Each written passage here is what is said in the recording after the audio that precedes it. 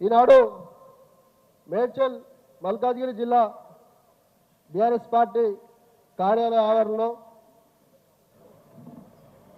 తెలంగాణ తల్లి విగ్రహ ఆవిష్కరణ కార్యక్రమానికి విచ్చేసినటువంటి మన అందరి ప్రియతమ నాయకులు మన అన్న రామన్న గారికి పెద్ద ఎత్తున సపోర్టుతో అందరూ కూడా స్వాగతం తెలియాల్సిందిగా విజ్ఞప్తి చేస్తా ఉన్నా. జై రామన్న. దాంతోపాటు మా జిల్లాకు సంబంధించినటువంటి ఎమ్మెల్యేలందరికీ, స్థానిక ఎమ్మెల్యే వివేకానంద గారికి, మాజీ మంత్రులు కూడా చాలా మంది ఉన్నారు, ఇప్పటికే చాలా సమయం అయింది. అందరికీ కూడా వేదిక మీద పెద్దలకు, వేదిక మీద ఉన్నటువంటి ప్రజాప్రతినిధులకు, వేదిక ముందున్నటువంటి అన్నా చెల్లెలకు, అక్క తమ్ములకు, పాత్రికేయ మిత్రులకు, ఉద్యమకారులకు అందరికీ కూడా శిరస్సు వంచి నమస్కారాలు తెలియజేస్తా ఉన్నాను. మిత్రులారా, ఈరోజు డిసెంబర్ 9 మనందరికీ తెలుసు. మన నాయకుడు కేసీఆర్ గారు 2001లో గులాబీ జెండా ఎగిరేసి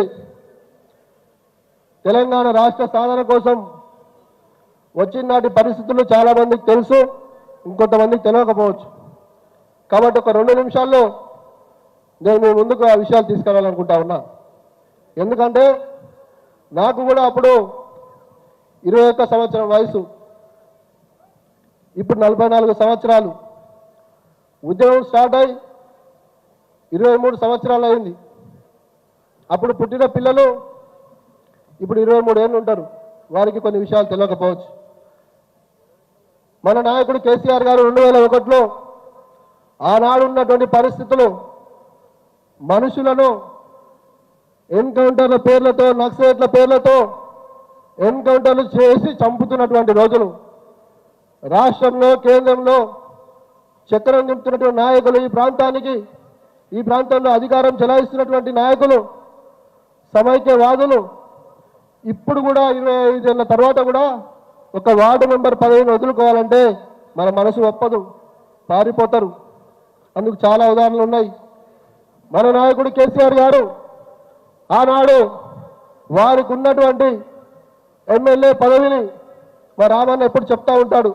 అప్పుడు సార్కు 45-46 సంవత్సరాలు, రాజకీయాల్లో సెటిల్ అయ్యే ఏజు.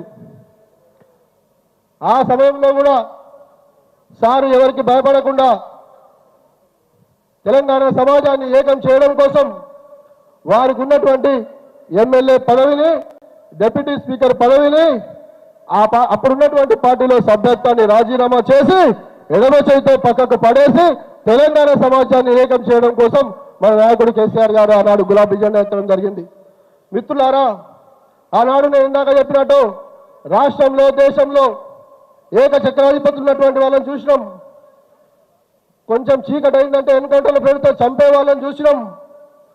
మరి ఇప్పుడు గింత లేనోళ్ళు కూడా మన నాయకుల గురించి మాట్లాడుతూ ఉన్నారు. మనం అందరం ఎవరం? కేసీఆర్ సార్ తయారు చేసిన సైనికులమే కాదా? చంద్రచేతలే కేసీఆర్ సార్ సైనికులకంతా కూడా. కేసీఆర్ సార్ సైనికులంతా కూడా చేతులెత్తాలి, పిడికిలు బిగించి చేతులెత్తాలి. ఇంతమంది సైన్యం ఉన్న మనం మన నాయకుని ఆనవాలు చేస్తా అంటాడు. అరే బాబు, ఒక షంబీపూర్ రాజు లాంటి వాళ్ళు ఒక్కొక్క గ్రామంలో కేసీఆర్ గారు పెట్టినటువంటి రాజకీయంగా వారికి అవకాశం ఇచ్చి, ఉద్యమకారులుగా అవకాశం ఇచ్చినటువంటి వాళ్ళు వందలాది మంది, ఒక్కొక్క గ్రామంలో వందలాది మంది కేసీఆర్లు ఈరోజు ఉన్నారు. కేసీఆర్ సార్ ముఖాల కాడికి లేనాడు, ఆయన ఆనవాళ్ళు లేకుండా చేస్తా అంటాడు, ఆయన మొలకెత్తకుండా చేస్తా అంటాడు.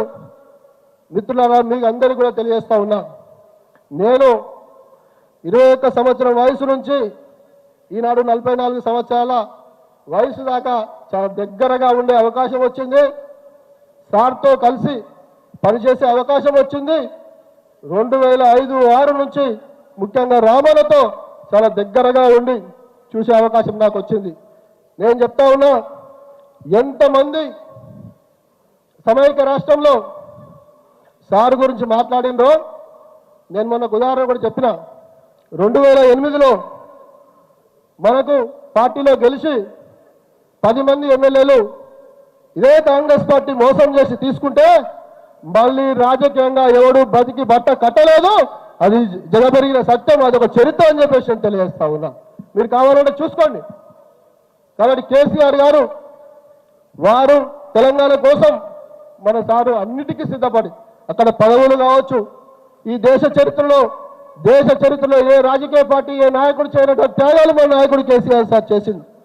వారికి ఉన్న ఎమ్మెల్యే పదవి కావచ్చు, ఎంపీ పదవి కావచ్చు, సెంట్రల్ మినిస్టర్ కావచ్చు, డిప్యూటీ స్పీకర్ కావచ్చు, ఏ పదవి అయినా కూడా గడ్డి పోసలా పడేసి మన సారు ఉద్యమాన్ని ఇప్పటికీ లైవ్లో పెట్టి రాష్ట్రాన్ని సాధించిన నాయకుడు మన కేసీఆర్ సార్. నేను అడుగుతున్న కాంగ్రెస్ సన్నాసులను, ఎందుకోసం డిసెంబర్ 9 నాడు మీరు తెలంగాణ తల్లి ఒక సవితి తల్లిని తీసుకొచ్చి పెడతారు అని చెప్పేసి అడుగుతా ఉన్నా. వందలాది మంది యువకుల హత్యలకు, ఆత్మహత్యలకు కారణమైనటువంటి కాంగ్రెస్ పార్టీ తెలంగాణ తల్లి గురించి చెప్తా ఉంది. తెలంగాణ తల్లి ఘోషిస్తా ఉంది. ఈరోజు వీళ్ళ పాపమే వందలాది మంది బిడ్డలు చనిపోయారు.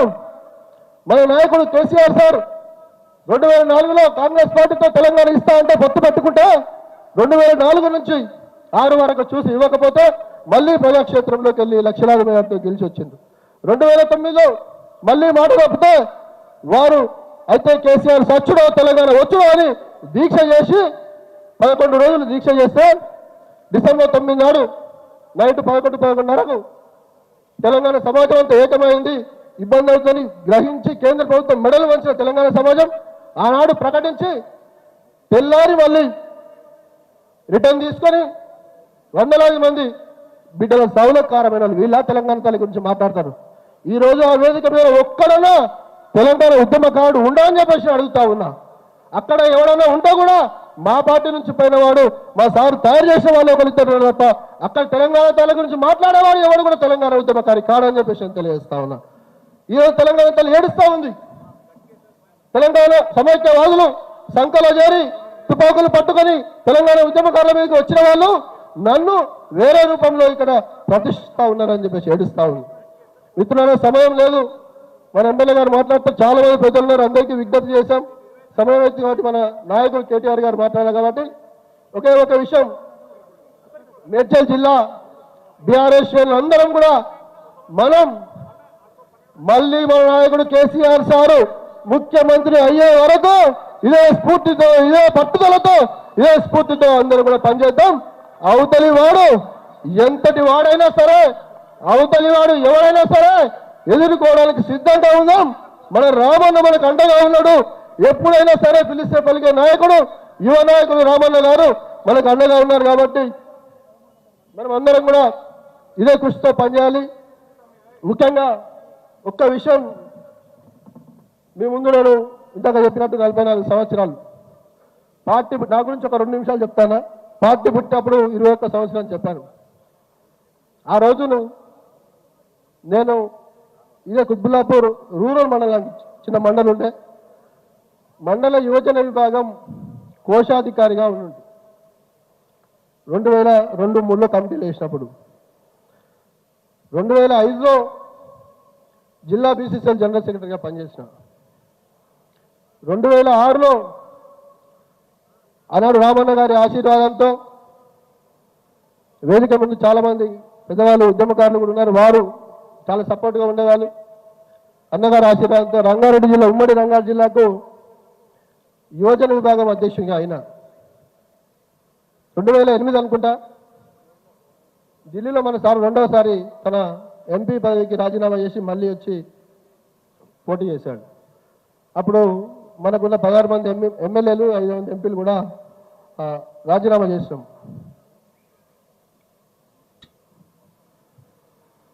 ఆ రోజు నన్ను రాబన్న పిలిచింది, తమ కమిటీలు వేస్తూ ఉన్నాం, నువ్వు యాక్టివ్గా పనిచేస్తూ ఉన్నావు, ఉమ్మడి జిల్లాలో కూడా నీకు మంచి పేరు ఉంది, ఎవరిని అడిగినా కూడా రాజు బాగానే ఉంటుందని చెప్తా ఉన్నారు.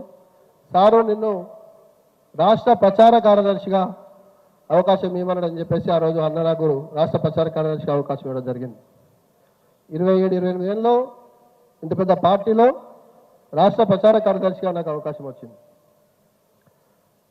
ఆ తర్వాత మీకు తెలుసు, తెలంగాణ ఉద్యమం నడుస్తూ ఉన్న క్రమంలో యూత్కు కూడా నన్ను సెక్రటరీ జనరల్గా నియమించడం జరిగింది. తర్వాత జరిగినటువంటి తెలంగాణ వచ్చిన తర్వాత నేను అడిగిన అన్న నాకు ఏమైనా అవకాశం ఇవ్వండి అంటే ఆయన అన్నమాట, తమ్మి నువ్వు రంగారెడ్డి జిల్లా ఎమ్మెల్సీగా ఉంటావా మరి సార్తో మాట్లాడతా అన్నాడు. నేను ఆశ్చర్యపోయినా. నిజంగా కూడా మనం పదవుల కోసం డబ్బుల కోసం ఇంకేదో కోసం ఉద్యమాలకు రాలేం కాబట్టి నేను అంతగా ఆ స్థాయిలో నిజంగా ఆ నిమిషాంతా ఊహించలేదు. ఆశ్చర్యపోయి సరే అన్న మీరు ఎట్లా అంటే అట్లా అన్న అని చెప్పిన. నాకు మొదటిసారి ఈ ఉమ్మడి రంగారెడ్డి జిల్లాకు ఎమ్మెల్సీ అవకాశం ఇచ్చింది మీ అందరికీ తెలుసు.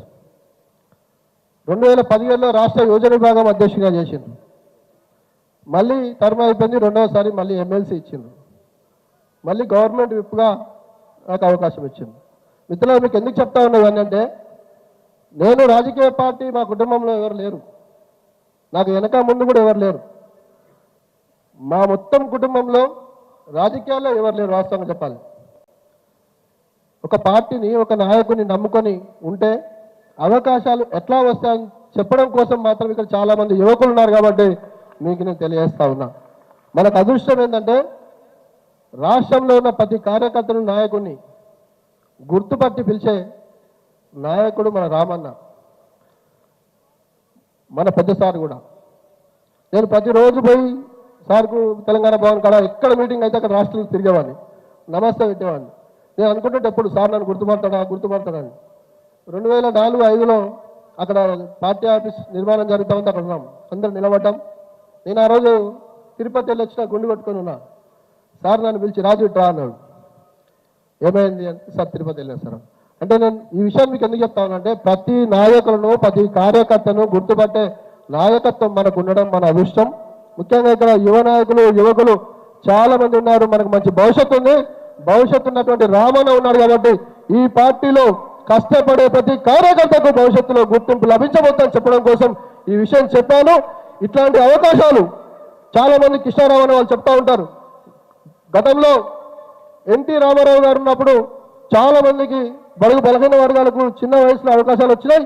మన కేసీఆర్ సార్ వచ్చిన తర్వాతనే మళ్ళీ ఎలాంటి రాజకీయంగా బ్యాక్గ్రౌండ్ లేకుండా చిన్నపిల్లలందరూ కూడా, నాకు కానీ ఆ సోదరుడు సుమన్ గారికి కానీ ఇక్కడ చాలా మంది ఉన్నాం, అందరికీ కూడా మాకు ఎలాంటి బ్యాక్గ్రౌండ్ లేకుండా కడుపులో పెట్టుకొని సొంత బిడ్డలా చూసుకున్నటువంటి నాయకత్వం మనకు ఉంది. కాబట్టి మనం తప్పకుండా మన నాయకుడు కేసీఆర్ సార్ మరొకసారి అన్న రామన్న, మేము మేడ్చల్ జిల్లా పక్షాన మాట ఇస్తా ఉన్నాం. అందరం కూడా కేసీఆర్ సార్ ముఖ్యమంత్రి వరకు పోరాడతాం. ఎన్ని కేసులు అయినా సరే, ఎన్ని జైల్లో పెట్టినా సరే, ఎన్ని ఇబ్బందులు అయినా సరే, మీ ధైర్యంతో మీ రామబాణంతో మేము ఉంటామని చెప్పేసి మీకు మాట ఇస్తూ ఇప్పుడు పెద్దలు వివేకానంద గారు మాట్లాడాల్సింది విజ్ఞప్తి చేస్తాం.